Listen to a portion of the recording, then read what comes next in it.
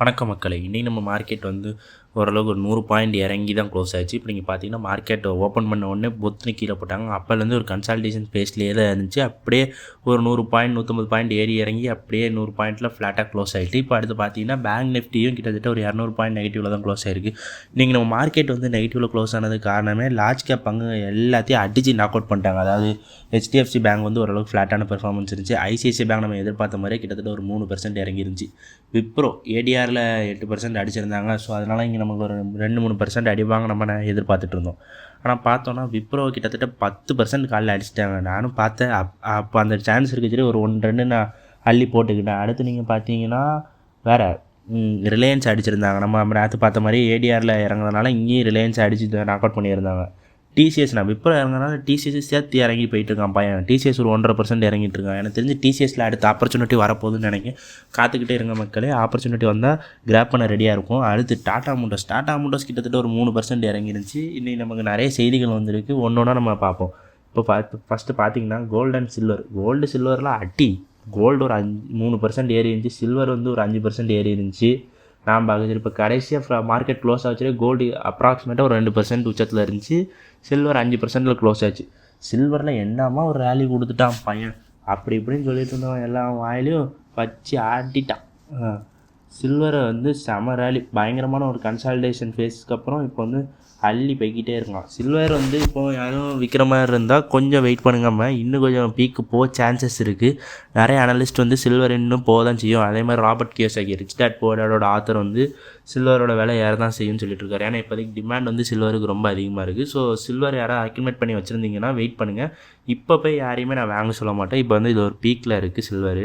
So இப்போ நீங்கள் வாங்கி பல வருஷங்களுக்கு ரிட்டனே இல்லாமல் இருக்கிறதுக்கு இது நீங்கள் பார்த்துட்டு பொறுமையாகவே இருக்கலாம்.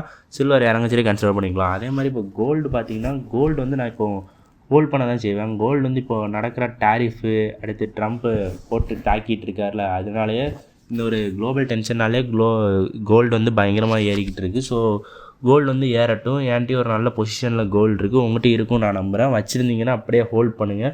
இல்லாட்டி இப்போ போய் நான் அக்யூமுலேட் பண்ணுறேன் அப்படின்னு எதிர்பார்க்காதீங்க. ஸோ இங்கேருந்து இறங்க சான்சஸ் இருக்குது. ஆனால் இப்போதைக்கு இருக்கிற குளோபல் டென்ஷன்னால் இது இன்னும் உச்சத்துக்கு தான் போகணும் எல்லா அனலிஸ்ட்டு எல்லாருமே சொல்லிகிட்ருக்காங்க. ஸோ நீங்கள் வெயிட் பண்ணிகிட்டே இருங்க. உங்களுக்கு ஒரு நல்ல சான்ஸ் வரைச்சரியா நம்ம வந்து ஆப்பர்ச்சுனிட்டியை கிராப் பண்ணிக்கலாம்.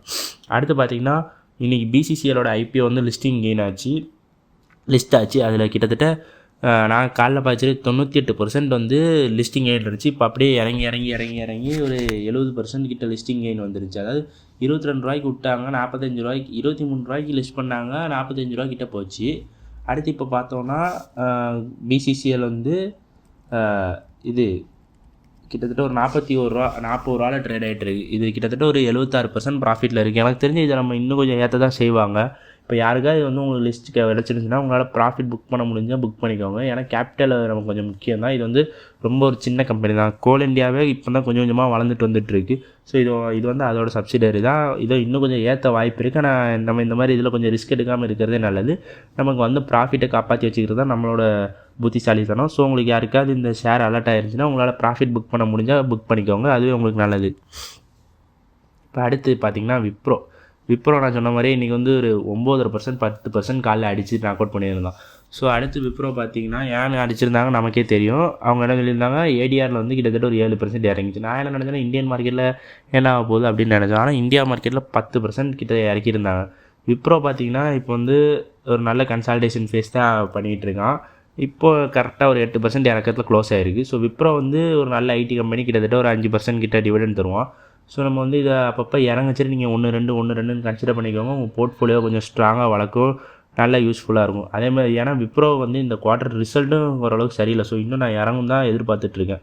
ஆனால் நீங்கள் பார்த்தீங்கன்னா இப்போ எல்லா கம்பெனிலும் இந்த குவார்ட்டரோட ரிசல்ட் ஏன் சரியில்லைன்னா அது வந்து ஒரு ஒன் டைம் காஸ்ட்னால மட்டும்தான் உங்களுக்கே நல்லா தெரியும். இப்போ அந்த நியூ லேபர் கோட் வந்ததுனால அதுக்காக மட்டும்தான் இந்த ப்ராஃபிட் வந்து இறங்கியிருக்கு. இல்லாட்டி எல்லாத்தோட ப்ராஃபிட்டும் கொஞ்சம் ஏற தான் செஞ்சுருக்கும். ஸோ இப்போதைக்கு மார்க்கெட் வந்து லைட்டாக ப்ரெஷரில் தான் இருக்குது.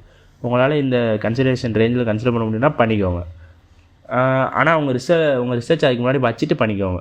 இப்போ அடுத்து பார்த்தீங்கன்னா ரிலையன்ஸும் நான் சொல்லியிருந்தேன் ADRல கிட்டத்தட்ட ஒரு 2% அடிச்சிருந்தாங்க. ஸோ அதனால் என்னென்னா இது வந்து இங்கே வந்து ஒரு 2.5% இறக்கியிருக்காங்க. 2% 3% கிட்ட ரிலையன்ஸ் இறக்கியிருந்தாங்க. இப்போது அனலிஸ்ட்டில் என்ன சொல்கிறாங்கன்னா அவங்களோட ரேட்டிங்கை கொஞ்சம், அதாவது அந்த 52 வீக் ஹையை வந்து அவங்க கொஞ்சம் குறைச்சிருக்காங்க. அதாவது ரிலையன்ஸ் வந்து இப்போ 1820 வரைக்கும் போகும்னு சொல்லிட்டு இப்போது அவங்க டவுன்கிரேட் பண்ணியிருக்காங்க. கிட்டத்தட்ட 1800 கிட்ட போகும். ரொம்பலாம் ஒரு இறக்கத்தை பண்ணல, ஒரு 20 கிட்ட குறைச்சிருக்காங்க. இதை பற்றி ஒன்றும் பிரச்சனை இல்லை. ரிலையன்ஸ் வந்து இன்னும் கொஞ்சம் இறங்கினா கன்சிடர் பண்ணுற ரேஞ்சுக்கும் ஃப்ரெஷ் பொசிஷனுக்கு தான் நான் சொல்லிகிட்டு இருக்கேன். இப்போது என்னோடய அக்யூமுலேஷன் ரேஞ்ச் இன்னும் கொஞ்சம் நல்லா இறங்க வேண்டியது இருக்குது. ரிலையன்ஸ் வந்து இன்னும் கொஞ்சம் இறங்கினா ஃப்ரெஷ்ஷாக யாராவது உள்ளே போகணுன்னு நினச்சா அது வந்து இன்னொரு 1300 கிட்ட வந்துச்சுன்னா நம்ம வந்து அதை பற்றி யோசிக்கலாம். நான் கன்சிடர் பண்ணால் நான் உங்கள்கிட்ட சொல்கிறேன். அப்போது நீங்கள் பார்த்து உங்கள் ரிசர்ச் பண்ணிட்டு கன்சிடர் பண்ணுங்கள். அடுத்து இப்போ பார்த்தோன்னா நம்ம எல்லாருமே ஆவலாக காத்துக்கிட்டு இருக்கிற ஜியோ வந்து ஐபிஓ போட போகிறோன்னு சொல்லியிருந்தாங்கல்ல, அதுக்கு வந்து டிஆர்ஹெச்பி வந்து கவர்மெண்ட்டிட்ட கொடுத்துருந்தாங்க.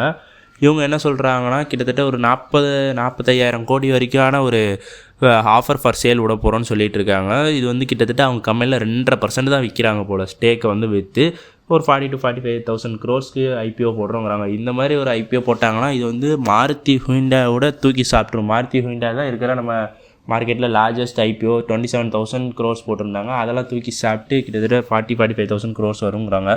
இப்போது இதெல்லாம் முடிஞ்ச பிறகு என்ன பண்ணுவாங்கன்னா ஐபிஓ விட்டாங்கன்னா நீங்கள் ட்ரை பண்ண முடிஞ்சால் ட்ரை பண்ணுங்கள். நான் கண்டிப்பாக இதோட அலாட்மெண்ட்டுக்காக ட்ரை பண்ணுவேன். உங்கள் ரிசர்ச் பண்ணிட்டு நீங்கள் ட்ரை பண்ணி பாருங்கள். இது வந்து ஒரு நல்ல ப்ராஃபிட் கிடைக்கும், அதாவது நல்ல ஒரு லிஸ்டிங் கெயின்ஸ் கிடைக்கும். ஸோ அது வந்து நமக்கு ஒரு நல்ல விஷயந்தான். அடுத்து இப்போ பார்த்தோன்னா ஜிண்டால்ஸா வந்து கிட்டத்தட்ட இன்றைக்கி வந்து ஒரு 18% ஏறிடுச்சு.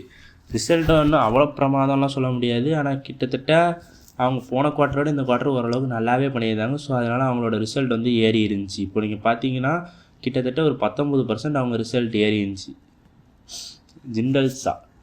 ஜிண்டல்ஸா வந்து எப்படின்னா ஸ்டீல் கம்பெனி மாதிரி தான். ஸோ இவங்க வந்து அந்த பைப் இண்டஸ்ட்ரியில் ஓரளவுக்கு ஒரு நல்ல பிளேயர் தான். இப்போ இவங்களோட ரிசல்ட்டை பற்றி பார்த்தீங்கன்னா போன குவார்ட்டரில் வந்து நெட் ப்ராஃபிட்டாக 139 கோடி பண்ணியிருந்தாங்க. அதை வந்து இந்த குவார்ட்டரில் இன்னும் கொஞ்சம் ஏற்றி 248 crores ஆக்கியிருக்காங்க. அதாவது கிட்டத்தட்ட ஒரு 70%-80% கிட்ட ப்ராஃபிட் குவார்ட்டரில் ஏறி இருக்குது. ஆனால் அது வந்து அவங்களோட போன இயர் ப்ராஃபிட் அளவுக்கு வரல. இயர் ஆன் இயரில் பாதி குறைஞ்சி தான் இருக்குது. இப்போ அடுத்து பார்த்தோம்னா ஜிண்டல்ஸா இப்போ கன்சிடர் பண்ணலாமா என்கிட்ட நிறைய பேர் கேட்காங்க. ஜிண்டல்ஸா வந்து கொஞ்சம் கன்சிடரேஷன் ரேஞ்சில் தான் இருக்குது. ஸோ இப்போ யாராவது கன்சிடர் பண்ண எதிர்பார்த்தீங்கன்னா கன்சிடர் பண்ணுறதுக்கான நல்ல சான்சஸ் இந்த கம்பெனியில் இருக்குது. ஆனால் ஜிண்டல்ஸா வந்து ரொம்ப சின்ன கம்பெனி. உங்களுக்கு வந்து ரிஸ்க் எடுக்க முடியும்னா மட்டும் இதோட ரிசர்ச் பண்ணிட்டு இதில் இறங்குங்க. இல்லாட்டி நீங்கள் வெயிட் பண்ணுறது உங்களோட நல்ல விஷயம் நான் சொல்லுவேன். இப்போ அடுத்து பார்த்தோன்னா பாலிகேப் வந்து பார்த்திங்கன்னா ஃபஸ்ட்டு ஷேரை இறக்கியிருந்தாங்களா, இப்போ வந்து இன்றைக்கி வந்து கிட்டத்தட்ட ஒரு 4% ஏறி இருந்துச்சு. அதோட டிசம்பருக்கு அதாவது லாஸ்ட் குவார்ட்டரோட ரிசல்ட்ஸ் வந்து ஓரளவுக்கு நல்லா இருக்கிறதுனால அனலிஸ்ட் வந்து என்ன சொல்லியிருக்காங்கன்னா இந்த ஷேர் 8,000 வரைக்கும் போகும்னு சொன்னதுனால இந்த ஸ்டாக்கை இன்றைக்கி ஏற்றி வச்சு அழகு பார்த்துட்ருக்காங்க. இப்போது நீங்கள் பார்த்தீங்கன்னா பாலிகேப் வந்து லீடிங் செக்டாரில், அதாவது பைப்ஸ் மேனுஃபேக்சரிங்கில் லீடிங் கம்பெனியாக இருக்குது. அதனால் இந்த கம்பெனி வந்து ஒரு ஸ்ட்ராங் பர்ஃபார்மன்ஸ் தான் போஸ்ட் பண்ணிகிட்ருக்கும். அடுத்து பார்த்தீங்கன்னா அவங்களோட ரிசல்ட்டை பார்த்தீங்கன்னா போன குவார்ட்டரோட இந்த குவார்ட்டர் கம்மியாக தான் இருக்குது. ஆனால் இயர் ஆன் இயரை பற்றி பார்த்தீங்கன்னா அவங்களோட ப்ராஃபிட் வந்து ஏற தான் செஞ்சுருக்கு. இது வந்து எப்படின்னா அந்த லேபர் கோட்னால கூட கொஞ்சம் குறைஞ்சிருக்கலான்னு நான் எதிர்பார்த்துட்ருக்கேன். அடுத்து இப்போ நீங்கள் பார்த்தீங்கன்னா இந்த கம்பெனி இப்போ கன்சிடர் பண்ணலாமா யாராவது கேட்குறாங்க. நம்ம வந்து பீக்கில் போய் கன்சிடர் பண்ணுறது வந்து வேஸ்ட்டு தான் நான் சொல்லுவேன். இப்போ இதை கன்சிடர் பண்ணுறதுக்கு பதிலாக நீங்கள் வந்து பாலிகேப் கன்சிடர் பண்ணிட்டு போகலாம். பாலிகேப்பை வந்து இன்றைக்கி வந்து ஒரு 3-4% அடிச்சிருந்தாங்க. ஸோ பாலிகேப்புங்கிற பாருங்க ஃபினோலெக்ஸு. பாலிகேப்பை கன்சிடர் பண்ணுறதுக்கு பதிலாக ஃபினோலெக்ஸை நீங்கள் கன்சிடர் பண்ணிட்டு போயிடலாம். ஏன்னா ஃபினோலெக்ஸ் இன்றைக்கி வந்து ஒரு 3% அடிச்சிருந்தாங்க. உங்களுக்கே நல்லா தெரியும்.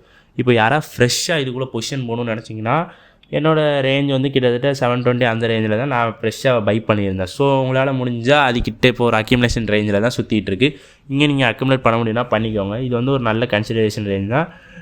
அடுத்து இப்போ நீங்கள் பார்த்தீங்கன்னா ஃபினோலெக்ஸ்க்கு வந்து இன்னும் ரிசல்ட் அவங்க அனௌன்ஸ் பண்ணல. நம்ம அனௌன்ஸ் பண்ணால் அதை பற்றி நம்ம டிஸ்கஸ் பண்ணலாம். ஆனால் ஃபினோலெக்ஸும் பாலிகேப்புக்கு அப்புறம் இந்த மார்க்கெட் ஷேரை வந்து லீடிங்கில் வச்சுருக்காங்க. இவங்களோட இந்த கம்பெனி வந்து எப்போவுமே நிரந்தரமாக போய்கிட்டே தான் இருக்கும் நான் எதிர்பார்த்துட்ருக்கேன். ஸோ இது வந்து ஒரு நல்ல கம்பெனி தான் இன்வெஸ்ட் பண்ணுறதுக்கு. இப்போது வந்து பார்த்திங்கன்னா கன்சிடரேஷன் ஜோனில் தான் இருக்குது. நீங்கள் நினச்சா இதை நீங்கள் கன்சிடர் பண்ணிட்டு போகலாம். அவ்வளோதான் மக்களே, மீண்டும் மாலை சந்திப்போம். இன்றைக்கான செய்திகள் அவ்வளோதான்.